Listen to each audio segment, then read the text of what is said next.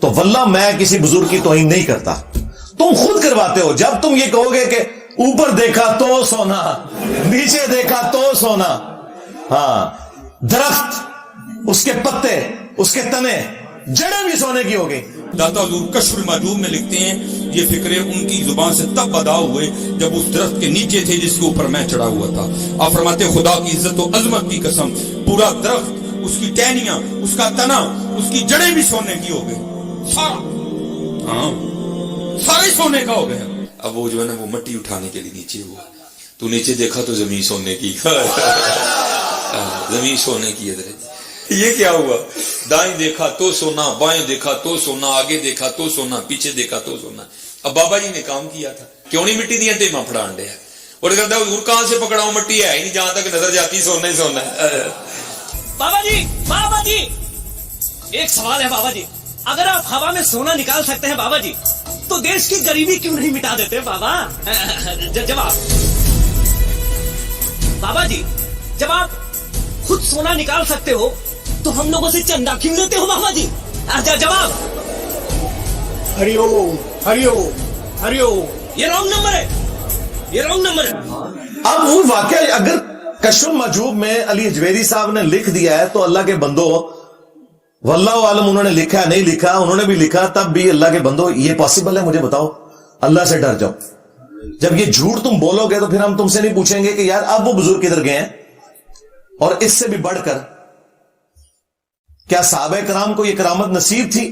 صحیح بخاری میں تو آتا ہے کہ حضرت ابوبکر جب خلیفہ بنائے گئے تو انہوں نے کہا کہ لوگوں تم خوب جانتے ہو کہ میرا کاروبار بڑے اچھے طریقے سے چل رہا تھا، لیکن اب خلافت کی ذمہ داری تم نے مجھ پہ ڈال دی ہے، تو میں اپنے بچوں کو کہاں سے کھلاؤں گا، کیونکہ میں تو اوپر دیکھو تو سونا، نیچے دیکھو تو سونا تو نہیں کر سکتا. تو صحابہ کرام نے مشورہ کر کے ایک مہاجر کے برابر ان کا وظیفہ بیت المال سے لگایا. اگر حضرت ابوبکر صدیق رضی اللہ تعالیٰ نے یہ نہیں سونا کر سک رہے تو تیرے بابے دشاہی کوئی نہیں. اس سے بھی بڑھ کر سورہ توبہ کی آیت نمبر 92 ہے ہمارے محبوب صلی اللہ علیہ وآلہ وسلم کے بارے میں کہ اے نبی صلی اللہ علیہ وآلہ وسلم، غزوہ تبوک کے موقع پر جب یہ عرابی لوگ، بادیہ نشین، پینڈو لوگ آپ کے پاس حاضر ہوئے کہ آپ ہمارے لیے کچھ سواری کا بندوبست کر دیں تاکہ ہم آپ کے ساتھ اس جہاد میں رومن امپائر کے خلاف شریک ہو سکیں، تو تم ان سے فرماتے ہو کہ میرے پاس تو کوئی ایسی چیز نہیں کہ میں تمہارے لیے سواری کا بندوبست کر سکوں. تم دیکھتے ہو کہ یہ تم سے اس حال میں واپس پلٹتے ہیں کہ ان کی آنکھیں آنسوں سے تر ہوتی ہیں اس غم کے سبب کہ یہ جہاد میں شریک نہیں ہو سکیں گے. نبی علیہ السلام کے صحابہ کرام تو روتے ہوئے وہاں سے چلے گئے. نبی علیہ السلام نے اوپر دیکھا تو سونا، نیچے دیکھا تو سونا تو نہیں کیا. وہ تو جامع ترمذی میں آتا ہے کہ حضرت عثمان غنی رضی اللہ تعالیٰ عنہ نے اپنے مال میں سے سونے کے دینار اور ساز و سامان دیا غزوہ تبوک کے موقع پر. انہوں نے بھی سونا بنایا نہیں تھا، محنت سے کمایا ہوا تھا. اس سے بھی بڑھ کر سورہ بنی اسرائیل میں 9 معجزات تھے جو نبی علیہ السلام سے کافر کہتے تھے کہ آپ کر کے دکھائیں گے. ان میں سے ایک یہ سونے والا بھی تھا.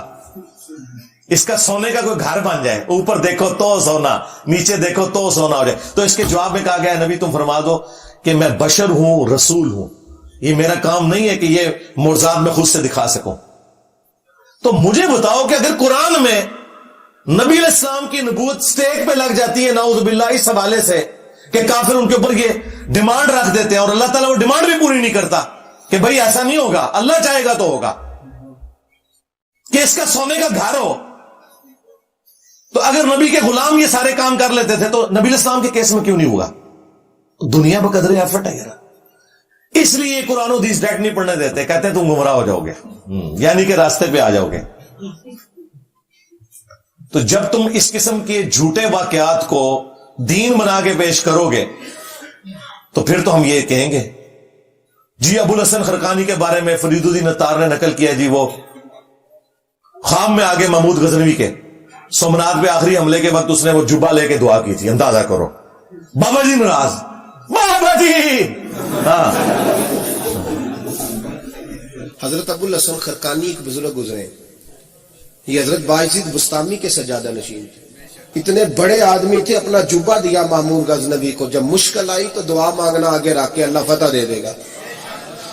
تو محمود کہتے ہیں جب سومنات کے مندر نہیں فتح ہو رہے تھے تو میں نے بابے کا جوبہ سامنے رکھ کے دعا کی تو اللہ نے مجھے فتح دے دی.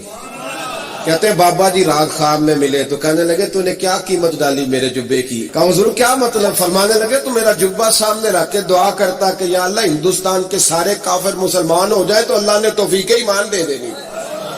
یہ تو نے کیا دعا مانگی ہے؟ بابا جی نے کہا کہ تو نے تو میرے کرتے کی قیمت ہی بڑی کم لگائی ہے. اگر تو یہ جبہ اٹھا کے یہ کہتا نا کہ قیامت تک ہند کی سرزمین میں کوئی کافر نہیں ہوگا تو یہ دعا قبول ہو جاتی. ہمارا معصومانہ سوال ہے کہ نبی علیہ السلام تو کرتا مبارک پہن کے جب مدینے کی گلیوں میں اور مکے کی گلیوں میں جاتے تھے تو لوگ تکلیف دیتے تھے مکہ شریف میں، طائف میں. آپ کو دیکھ کر، آپ کے کرتے کو دیکھ کر تو سارے کا سارا مکہ اور مدینہ تو مسلمان نہیں ہوا، آپ کی تبلیغ سے ہوا ہے.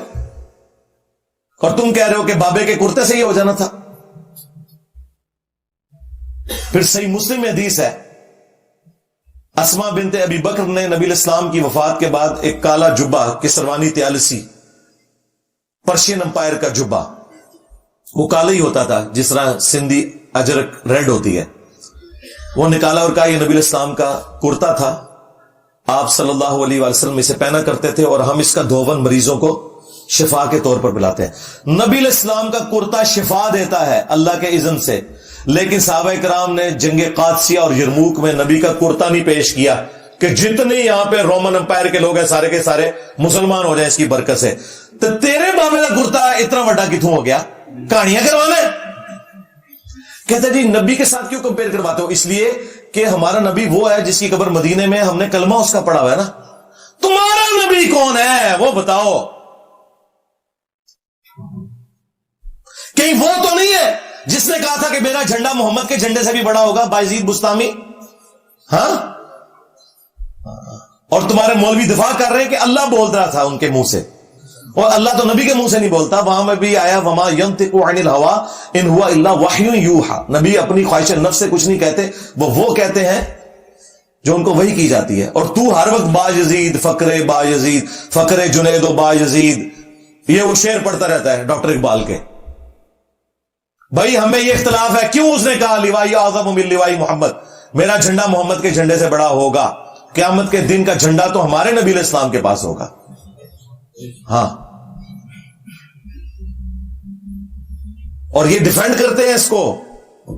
تو بھائی اگر بزرگوں کی عزت کروانی ہے، ان کا ایمان بچانا ہے، تو ان سارے واقعات کو جھوٹ کہہ دو.